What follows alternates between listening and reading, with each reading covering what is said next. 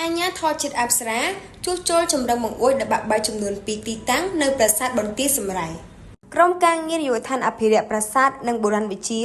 នៃអាជ្ញាធរជាតិអប្សរាបានជួសជុលចម្រឹងបង្អួចចំនួន2ទីតាំងនៅប្រាសាទបន្ទាយសំរ៉ៃដែលកំពុងប្រឈមនឹងហានិភ័យឲ្យរឹងមាំឡើងវិញប្រធានក្រុមការងារការដ្ឋានជួសជុលប្រាសាទបន្ទាយសំរ៉ៃលោកឡុងណារីមានប្រសាសន៍ថាកិច្ចការដំបូងគឺត្រូវស្វែងរកបំណែកចម្រឹងបង្អួចដែលបានធ្លាក់លើដីនិងសិក្សាប្រមូលទិន្នន័យពីស្ថានភាពខូចខាតរបស់ចម្រឹងបង្អួចដែលមានស្នាមប្រេះបាក់ជាកំណាត់រួចហើយត្រូវធ្វើការផ្គុំសាកល្បងរបស់ចម្រឹងបង្អួចទាំងនោះដើម្បីឈានដល់ការជួសជុលលោកបន្តទៀតថា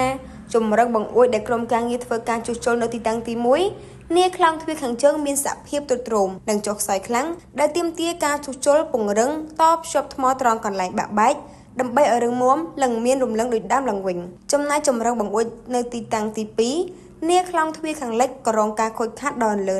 ថ្មខ្លះបាក់កនៅលើដីបាក់ជាកំណាត់តម្រូវឲ្យធ្វើការព្យាបាលឡើងវិញដូចជាលាងសម្អាតស្លែកំណក់ដីលើកន្លែងដែលត្រូវព្យាបាលនិងតភ្ជាប់ដាក់ស្នូលព្រមទាំងបិទកាវតភ្ជាប់សាច់ថ្ម